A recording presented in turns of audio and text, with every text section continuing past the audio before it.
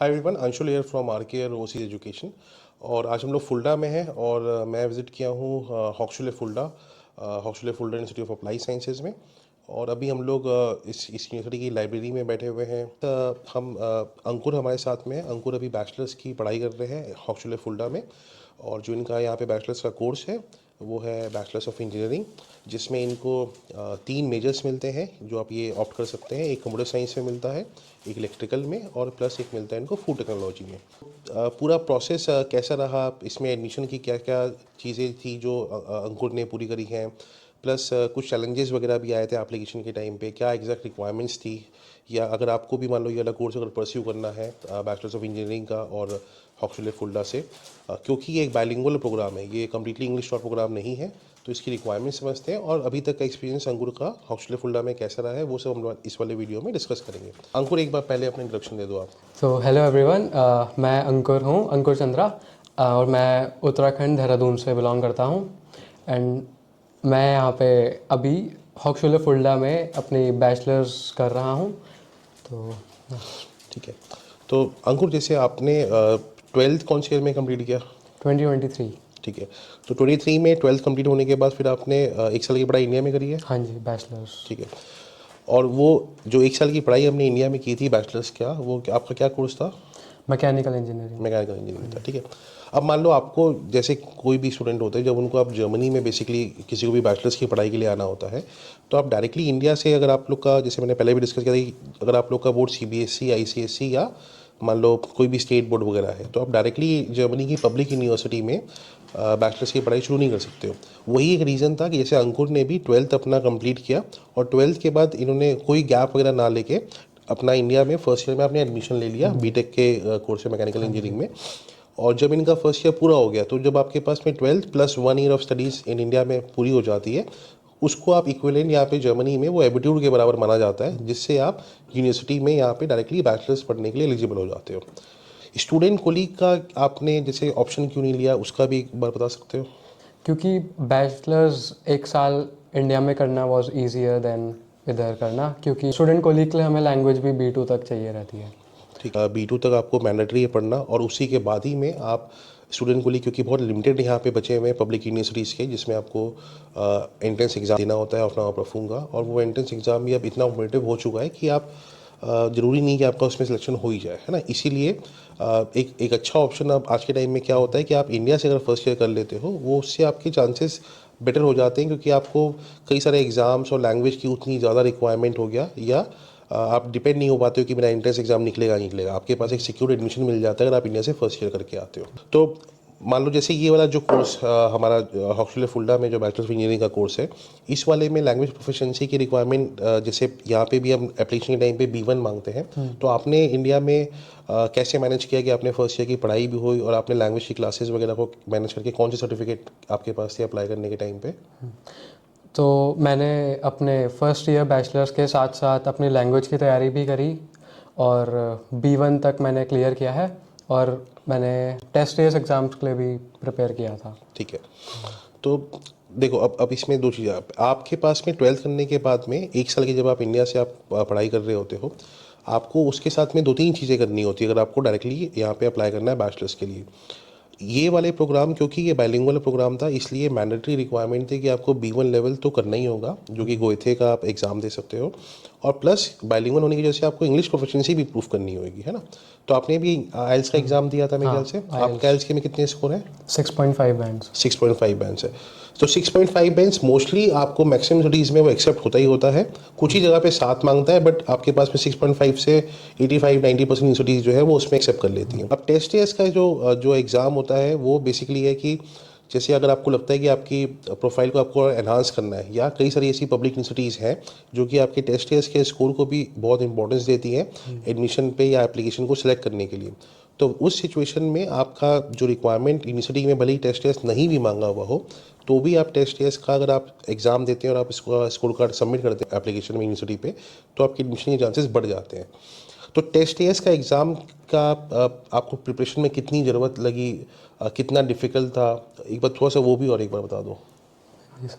तो test S के लिए बेसिकली नाइन्थ 10th 11th की मैथ्स वगैरह काफ़ी रहती है और बाकी वर्कशीट्स वगैरह ऑनलाइन मिल जाती हैं, तो यही रहता है। बाकी एग्ज़ाम काफ़ी सिंपल ही रहता है, तो ठीक ठाक स्कोर मिल जाता है। तो देखो अंकुर को ठीक ठाक बहुत सिंपल लगता है, क्यों? क्योंकि अगर आप लोग की मैथमेटिक्स स्ट्रांग है ना, मान लो आप लोग ने 11 12 में आपका मैथमेटिक्स काफ़ी स्ट्रांग रहा हो, या एक एवरेज भी मान लो आपका ठीक ठाक मैथ्स अगर रहता है ना, तो टेस्ट एस का एग्जाम में नंबर लाना कोई बहुत बड़ी बात नहीं है। और इसमें दो एग्जाम्स होते हैं टेस्ट एस में, एक कोर मॉड्यूल होता है और एक आपका सब्जेक्ट सब्जेक्ट स्पेसिफिक की। जैसे इनको इंजीनियरिंग करना था अंकुर को, तो इनके लिए जो मैथमेटिक्स एंड नेचुरल साइंस का जो एग्ज़ाम होता है सेकेंड मॉड्यूल का, वो दो एग्ज़ाम इनको देने थे।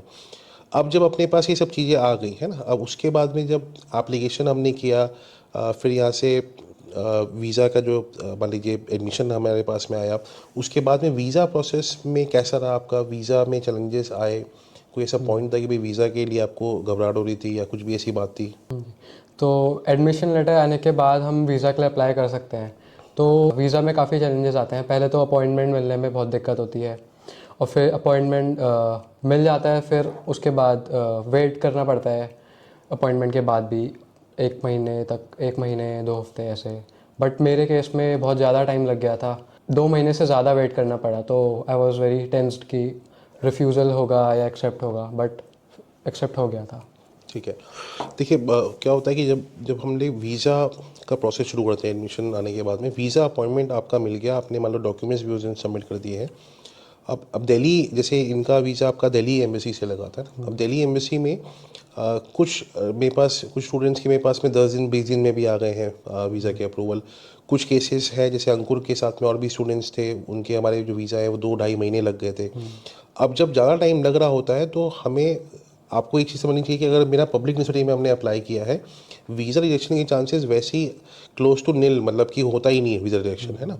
बट फिर भी वो टेंशन बना रहेगा जब तक कि अपना वीज़ा का एक्सेप्टेंस या जो भी डिसीजन है वो नहीं आता है। तो वैसे में आपको पैनिक ना करके, क्योंकि पब्लिक में आपने लगाया तो पैनिक वैसे ही मत करो, बट आप एम्बेसी से अपडेट लेना शुरू कर सकते हैं। एम्बेसी को भी आपको तब अप्रोच करना चाहिए बेसिकली जब मिनिमम 6 हफ्ते हो चुके हो, है ना। 4 हफ्ते के बाद में भी अगर आप अप्रोच करोगे तो कई बार वो आपको अपडेट नहीं दे पाएंगे आफ्टर 6 वीक्स। और अगर आपके यहाँ पे कॉलेज जो है वो आपको कोई डेडलाइन दे रखी है कि भाई आप इस तारीख तक पहुँचो, तो आप एम्बेसी को वो चीज़ें मेल पे भेजो। उसके हिसाब से अगर एम्बेसी आपको अप्रोच करता है या कुछ उसको एडिशनल डॉक्यूमेंट्स मांगनी होंगे, तो आपको मेल पे रिप्लाई कर देगा या आपको कॉल कर लेगा।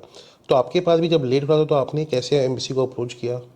तो पहले मैं एम्बेसी को काफ़ी मेल्स करी कि वीज़ा स्टेटस के लिए कि क्या है, तो उस टाइम पे कोई ऐसा रिस्पांस आया नहीं।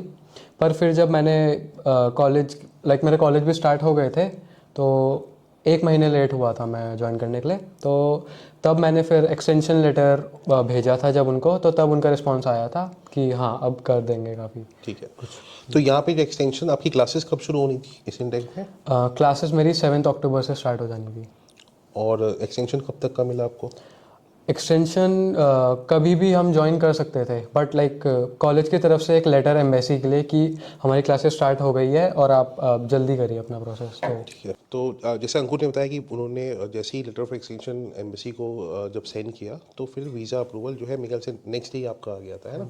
तो कभी भी ऐसा केस होता है कि मान लो आपको यहाँ पे वीज़ा एप्लीकेशन प्रोसेस काफ़ी आपका लंबा चल रहा है, आपके पास में रिस्पांस नहीं आ रहा है एम्बेसी की तरफ से, उसमें दो ही सिचुएशन हो सकता है कि या तो आप वेट करो उनके प्रोसेस का कि भाई वो अपने हिसाब से आपको अपडेट करते हैं, या आप उनको मेल के थ्रू अप्रोच करोगे। तो अगर आपको एम्बेसी ने कुछ जो भी आपने एम्बेसी ने रिप्लाई किया कि भाई आपको इस तारीख तक पहुंचना था यूनिवर्सिटी में, उसका आप एक्सटेंशन लेटर अगर आप प्रोवाइड कर देते हो तो आपको वीज़ा हम लोग ग्रांट कर देंगे। आप जब तक आप नहीं आए तब तक क्लासेस यहाँ पे ऑनलाइन प्रोवाइड हो रही थी आपको? हाँ, इस कोर्स में ऑनलाइन क्लासेस का ऑप्शन भी था, हाइब्रिड सिस्टम, बट कुछ कुछ सब्जेक्ट्स में। ठीक है।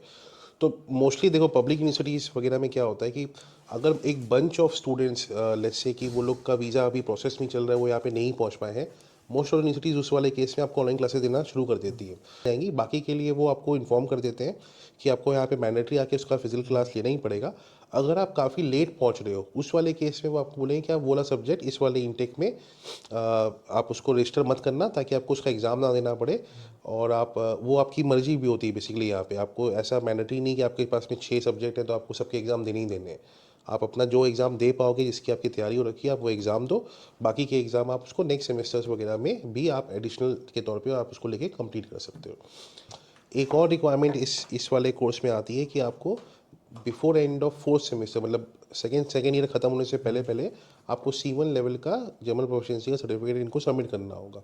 वो आप नहीं करते हो, वैसे सिचुएशन में आपको वो आगे के सेमेस्टर में एनरोल करने के लिए मना भी कर सकते हैं, और उसके लिए काफ़ी टाइम है। मतलब जैसे B1 करके अभी अंकुर आए हुए हैं, तो आपके पास पूरा 2 साल है कि आप B1 के बाद में C1 को कंप्लीट कर सकते हो, तो उतना टाइम भी दिया जाता है। तो आप लोग भी मान लो, जैसे जो प्लान अगर करते हैं कि आपको अगर जर्मनी से बैचलर्स करना है, मोस्टली अगर पब्लिक यूनिवर्सिटीज़ को टारगेट कर रहे हो, तो फर्स्ट ईयर इंडिया से करके आते हो, तो उससे कोई ऑप्शंस में कोई दिक्कत नहीं है। आप स्टूडेंट को की जगह, या कई लोग प्राइवेट स्टूडेंट को भी जा रहे होते हैं, तो आप वो अवॉइड करके फर्स्ट ईयर इंडिया से करते हो, तो आपके पास में भी काफ़ी बेटर चांसेस है कि आपको पब्लिक यूनिवर्सिटी में एडमिशन मिल जाएगा। और कोई भी अगर आप लोग क्वेरी है कि बैचलर्स या मास्टर्स के रिगार्डिंग या हाउस बिल्डिंग के रिगार्डिंग, तो डेफिनेटली आप लोग कांटेक्ट करो, आप कमेंट कर सकते हो, फ़ोन करो, ईमेल पे अपनी क्वेरीज वगैरह भेजो, will be happy to assist you. So thank you Ankur so much for this video and sharing the information, and keep watching us. Thank you.